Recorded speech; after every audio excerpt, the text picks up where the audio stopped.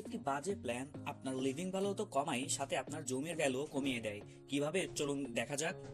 আমরা যদি এই প্ল্যানটার দিকে লক্ষ্য করি, তাহলে এখানে একই লাইনে তিনটা কলাম আছে এবং এটা আমাদের রুমের মধ্যে আননেসেসারি বিমকে ইন্ট্রোডিউস করতেছে, যেটা আর্কিটেকচারাল অ্যাস্থেটিক পারপাসকে হ্যাম্পার করতেছে এবং একই সাথে আমাদের ভিজুয়ালিটিকেও হ্যাম্পার করতেছে।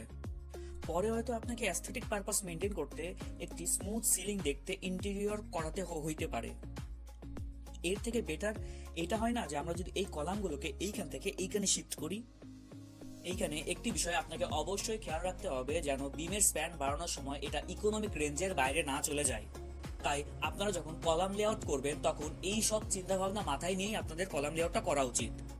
এখন আমরা এই প্ল্যানটার দিকে লক্ষ্য করি। এখানে আনইউটিলাইজড ভাবে একটি কলাম দেওয়া হয়েছে, যেখানে পিচের এই স্পেসগুলো তাদের ইউজেবল ভ্যালু হারিয়েছে, যেটা একই সাথে আপনার লিভিং স্ট্যান্ডার্ডকেও হ্যাম্পার করে এবং আপনার এই স্পেসের ভ্যালুগুলোও কমিয়ে দেয়।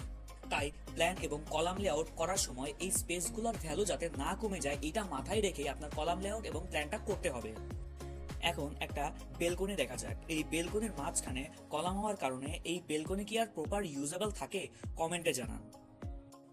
এইবার এই বেলকনির দিকে লক্ষ্য করি।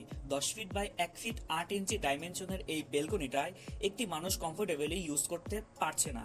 আর আপনার দরজার ক্ষেত্রেও তো ন্যূনতম স্ট্যান্ডার্ড 2.5 ফিট ধরা হয়। তাইলে এবার আপনারাই বলুন, এই স্পেসটা কি আপনার সাফোকেশনের কারণ হবে না? আপনি কি এই স্পেসটাকে প্রপারলি ইউজ করতে পারবেন? এইবার আমরা যদি এই প্ল্যানটা একটু দেখি, এখানে লিভিং আর ডাইনিং স্পেসের থেকে ফয়ারের স্পেসটাকে একটু বেশি মনে হচ্ছে না? ফয়ারটা মূলত কি, আপনি বাইরে থেকে আসলেন, আপনার জুতো এক জায়গায় রাখবেন বা ছাতাটা রাখবেন, এমন একটা স্পেস। এর জন্য এত স্পেস নেওয়া কম্পারেটিভলি লিভিং অ্যান্ড ডাইনিং এটা স্পেসের ওয়েস্ট ছাড়া আর কিছু না। এইটা তখনই হয় যখন কোন স্পেস কোন জায়গায় কতটুকু পরিমাণ ইউজ করতে হবে এই সম্পর্কে কারোর আইডিয়া কম থাকে। আমরা বিভিন্ন জায়গায় এইসব প্ল্যান দেখে থাকি। এই প্ল্যানের মূল সমস্যা হলো এর ইন্টারনাল স্পেসের সাথে বাইরের নেচারের কানেক্টিভিটি খুবই কম। বেলকনি, প্রপার ওপেনিং ছাড়া এইসব সাফোকেটিং প্ল্যানে বাড়ি করলে আপনার মানিয়ে নিয়ে থাকতে হয়। কিন্তু আমরা চাই আপনার বাড়ি হোক আপনার কমফোর্টের জায়গা। আপনার প্রতি ইঞ্চি স্পেসের ভ্যালু আমরা বুঝি।